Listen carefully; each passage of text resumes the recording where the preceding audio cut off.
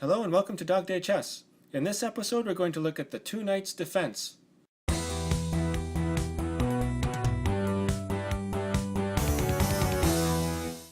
As I've mentioned before, when I play black I usually answer e4 with e5 and knight f3 with knight c6.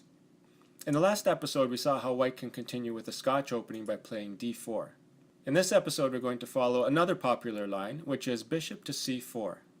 This invites black to play bishop to c5, bringing the game into the Giuoco Piano opening. However, a popular and more active alternative is to use the two knights defense by playing knight to f6. From here, white may play aggressively by bringing his knight up to g5. This move doubles the pressure on the f7 pawn, and it threatens bishop to f7 check, or knight to f7, forking the rook and the queen. I've been in this position several times before, and my main intent for this episode is to show you how to properly defend against it.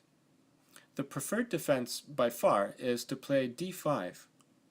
This attacks the bishop and cuts off its influence over f7. The move sacrifices your pawn, but as you'll see, you'll eventually get good compensation for it. After white captures the pawn, you move your knight to a5, attacking the bishop. The main continuation for white is to move the bishop to check the king. Now you block the check with c6, and the pawns can be exchanged. This renews your attack on the bishop. After the bishop retreats, you proceed to attack the knight with h6. If the knight goes back to f3, you attack it again with your e-pawn. The knight now has very few good squares to go to. The best one is e5, but this allows you to develop your other bishop and attack it again. If white tries to defend the knight with either f4 or d4, you can answer that with an en passant capture. Now both the bishop and the knight are under attack, so the knight has to retreat to capture the pawn. The end result is that black has a clear lead in development for the sacrificed pawn. I find this series of moves pretty easy to remember because I'm just attacking white's pieces as much as I can. And of course, white can answer your attacks differently than the way I've just shown you, but those alternatives are decidedly worse for white.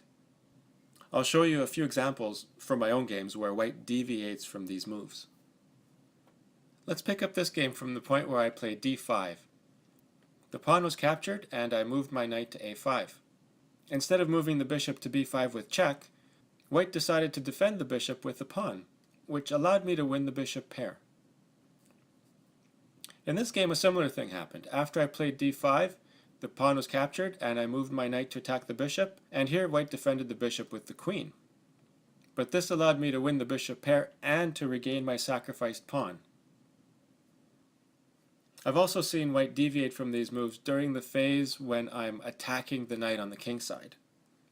After I play h6, the knight usually goes to f3, but on two different occasions I've seen white move the knight to d4 after I push the e-pawn. And on d4, the queen can simply capture it. So if you're looking for a more active alternative to the Giuoco Piano opening, try out the two knights defense.